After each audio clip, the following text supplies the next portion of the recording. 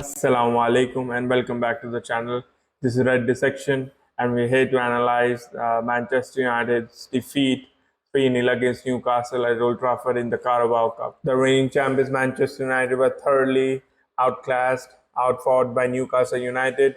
Most of their team was made up of second string side. The whole defense was changed from the weekend. They didn't even have any striker. Anthony Gordon was playing there, and still United managed to be humbled by this team. Eric Ten Hag dropped his favorites and rung in few changes, but the fortunes for Manchester United was still the same. There was still no pattern of play. There was no intensity to our play, and it was a familiar result. The two goals in the first half were down to individual mistake. Mason Mount, Casemiro, Dalo, Harry Maguire, Andro Nana were all culpable in those goals. Hannibal Mabry and Casemiro got, yellow cards so early that they couldn't even put in a tackle. Casemiro was substituted. I think he would have gotten a red card, and he was saved by Eric Ten Hag for the weekend match with Fulham in the Premier League. But there was no creativity. There was no threat. There was no danger to the Newcastle's makeshift defense. Anthony Martial had a graveyard shift. He didn't get any chance or any kind of service. Anthony toiled, but there was no quality. Garnacho was absolutely atrocious. He's just not ready for this level of football. And overall, it was a thoroughly deserved victory for Newcastle United, who would be hoping to do one better than last season. Newcastle United would be hoping to do one better than last season and achieve their first cup victory and triumph after decades of failures.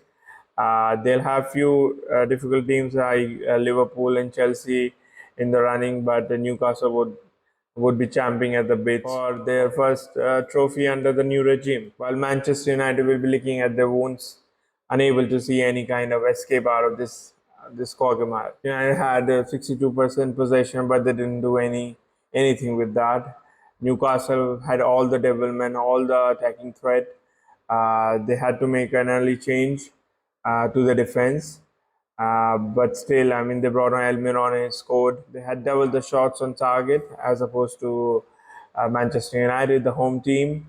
They took all the onus. The impetus was with them throughout the 90 minutes, and they were relentless in their pressing. They got the rewards by nicking balls in a midfield, even in a final third, easily, and ragdoll us around for the entirety of the match. Of course, the early two yellow cards did play a role. Hannibal and Casemiro were one tackle away from a red card. Hannibal could have gotten a red card, and that certainly made us sheepish in those tackles in the midfield. And Newcastle had a field day against our doddering and dithering midfield. The defenders were slow. I mean, Maguire and Love. We're back to the Ole world, and it's the same kind of football. Errol's strewn performances that we are seeing, and it just spells doom for me. And I don't see Eric Ten Hag lasting after we gave him a good few months. I mean, he's gotten 15 months into the job, and we don't see any kind of progress. We don't see any kind of creativity, any kind of structure even. And you can make excuses for the players who are missing, but that's not good enough at this stage, at this club.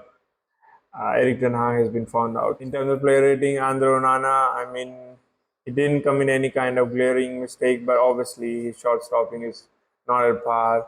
I mean, especially for the first goal, he could have made it difficult for Almiron and cutting the angles, but I mean, he's not a good shot stopper, and I think we're gonna see that we're gonna concede a lot more goals this season because David De Gea actually saved us quite a few points and quite a few matches over his decade-long stay at this club. And Andro Nana, even though he's good with the ball at his feet, his shot stopping is not up to scratch. Thiago Dalot was horrendous. I mean, for the first goal and even for the second goal, I mean, he's not a good one-on-one defender. He's a lightweight. He's not fast enough for these kind of matches, and certainly for these kind of oppositions. and you could see a change when Aaron Wan-Bissaka came on field, and we were much calmer and much assured on that flank. But Diego Dalot had a nightmare. Harry Maguire was back to his woeful best. I mean, the second goal was his mistake. I mean, there's no running away from the fact that he's not good enough for this team. And even though a couple of performances he's been decent, but he's not good enough. And United will be ruining the fact that they missed an opportunity to offload him with £30 million offer from West Ham, and I think United are gonna do that mistake. And it was a bad performance from Maguire. Victor Lindelof was similar to Maguire. I mean, he's just not good enough. He's slow. He's not physical enough for this league or for this team. I mean, we need a more strapping and a more physical presence in the defense. Certainly more quicker than what he is, and he's also not exceptional in any of the attributes that a defender must have. His ball playing ability is decent, but not good enough for this level of football. And it was a bad night for Lindelof. Reguilon busted a lung. He's running up and down that flank, but he's not the kind of defender that we require. He's not good defensively. I mean, one on one, he's a lightweight, and attacking wise, he doesn't have the service. Even though he does work hard, but the quality isn't there. In midfield, Casemiro had a mixed bag. I mean, he got an early yellow card, and obviously he's slow on his feet, and he can't cover his markers or the runners. But he actually had a few good interceptions and played few good passes. One of our better players in the first half, but obviously with a yellow card, it was a danger that he could have gotten a red card. So he was rightly subbed off, but he was, good out of a bad bunch, but certainly not good enough. Mason Mount was his usual serve. He was pushed over in the build up to the first goal. He is not physical enough. He doesn't have the pace to play in this kind of matches, and certainly for United in this midfield, he can't go box to box. And obviously, any kind of quality he showed for Chelsea, he's certainly not showing it here. And his terrible shots, he was rocketing them out of Old Trafford, and it was a bad performance for Mount. Anthony was industrious, but lacked quality. In the final third, he only has one move. He cuts inside and loses the ball often. He doesn't have any kind of he doesn't provide any kind of service to the striker, and it's just frustrating to see him. He does some good stuff in terms of dribbling and giving us reprieve in terms of from the opposition's pressure, but in the end, the final third, he's clueless and certainly not good enough. Anyone Mabry runs around, tackles, and gets a yellow card. That's a story that keeps on repeating. He is industrious and he did well not to get sent off. Certainly after his second tackle, which wasn't penalized. He is a hard-working player, presses well, but doesn't have the kind of creativity and different splitting passes that we require in that number 10 position. And this stage seems to be too big for him, and I won't lie, I just don't see that he'll be here in this club for much longer. Alejandro Garnacho is at best a squad player. He's just not ready for this stage. Certainly not for starting. Certainly not consistently. I mean, he's still young. He might improve, but he just doesn't show any kind of dexterity in his play. He lacks composure. He was easily ruffled by Livramento, and who had a wonderful performance against him. And he just doesn't have that close control or creativity in the final third to have, a direct impact. Obviously, he works hard, but slightly better than Rashford, but still not good enough. Anthony Martial had a graveyard shift. I mean, he didn't get any service. He was involved in the first half, build up, but I don't think he has the kind of physicality or pace to arrive in the box at the right time. He's usually involved in the build-up, but we need goal scorers, and he's just not it. And he should have been sold 2, 3 seasons back, but still here. And with him, I don't see any kind of progression. I don't see any kind of improvement. Uh, any kind of future. But obviously, I'd like to see him with Hoyland in the upcoming matches, with Rasho getting dropped, and he should be tried in that either on the left wing or as a second striker with Hoyland. But Eric Ten Hag doesn't seem to fancy that, so I just don't see a bright future for Anthony Martial. On his own, he didn't do much, but he wasn't aided by anybody else as well. Uh, so he gets a low score. Going to substitutions, I mean, there was a half-time substitution for Casemiro. Amrabat came in. Amrabat was decent. I mean, on the ball, he was decent. Obviously, with the third goal, it was his pass that was intercepted by Joe Linton, and obviously, with him out of the picture, Willock had a clean run onto a goal and had you know had all the time in the world to have a shot at a goal, and it was a good shot. But sadly, Amrabat was culpable for that goal. Sadly, in the initial phase.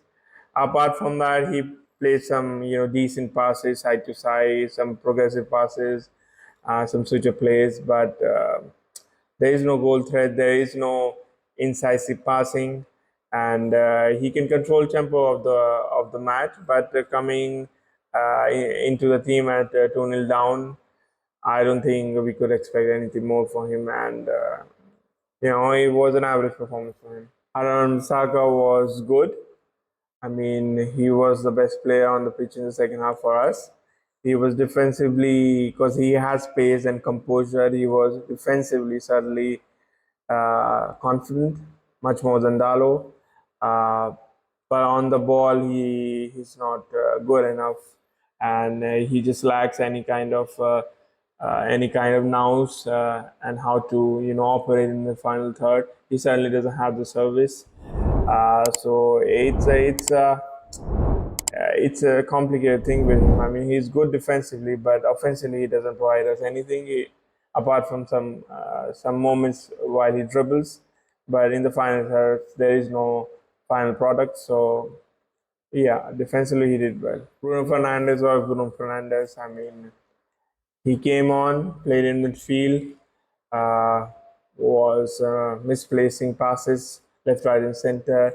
Wasn't involved. He was outfought, outrun in midfield. The more we see of him, the more it solidifies the fact that we are in this position. But because we have signed such players who are not exceptional in any one attribute, and certainly with his physical attribute, he doesn't win his duels. He's not good at tracking back. He's not good at dribbling or penetrating into the box. And even his shooting and his goal threat has been reduced a lot this season. So it was a bad performance from Bruno. Marcus Rashford was irrelevant to the match. I mean, we could have kept Garnacho. It would have been no different. I mean, he didn't have any impact on the game, and with him, there is no effort as well. There is no intensity to our play. So it was irrelevant substitution from Eric Ten Hag. Rasmus Højlund had no service again. He was shoved the ball a few times, but he couldn't do much because he didn't have any chances. I mean, the kids. I mean, it's an impossible position for him. I mean, the kid's young. The kid's bright. He's got pace. He's got strength. He's good aerially, but he just doesn't have the service in this system. And without any kind of proper instruction and structure to a play, I mean, a lamb to the slaughter. I mean, I think he'll be heavily scrutinized because he is a big signing in terms of financials, but I mean, I sympathize with him. There is no service. If he doesn't score on his own, he won't score because he doesn't get any chances. This team doesn't create anything for the strikers. So yeah, I can only sympathize with him. Eric Ten Hag gets his usual score. I mean, a manager who survived so much in terms of atrocious results and historical defeats. This is another bow to his string. I mean, another feather to his cap. It's just embarrassing. I mean, the kind of interviews he gives, the kind of excuses he make. I mean, he seems to be of an opinion that Manchester United fans are stupid, and he's gonna Piper his way, and survive as long as he wants. But he won't. Even with Glazers, I mean, this is unsustainable, and Erik Ten Hag, he can't blame anything or anybody else, because the job he's supposed to do is to show us some kind of style of play, some kind of structure to the team. Even if the players are not good enough, there has to be some signs, but we don't see anything, so he gets a low score. Carabao Cup, even though we were the defending champion, wasn't the top priority. It cannot be the top priority. It probably was our only chance to win a trophy apart from Africa, but I mean, we have to move on from this. It's a horrendous result, horrendous performance, but it's certainly not the biggest match for us. Premier League fixtures against Fulham and Luton, and Copenhagen fixture in the Champions League are definitely much more important. But it certainly shows that we are clueless at the moment. We are devoid of any kind of direction, and under this manager, under this ownership, we are rudderless, and no matter how many more matches we give this manager, I don't see any kind of improvement. I don't see any future under him. There's nothing much more to add to this. I mean, we could keep complaining and criticizing him, but the fact is, this is not the most important match, and I think we can save our energy and prepare for what's to come in the next 10 days, and possibly with more defeats to come over the next 10 days. I mean, we could pile on the pressure for the manager then and reserve our comments and critique till then. But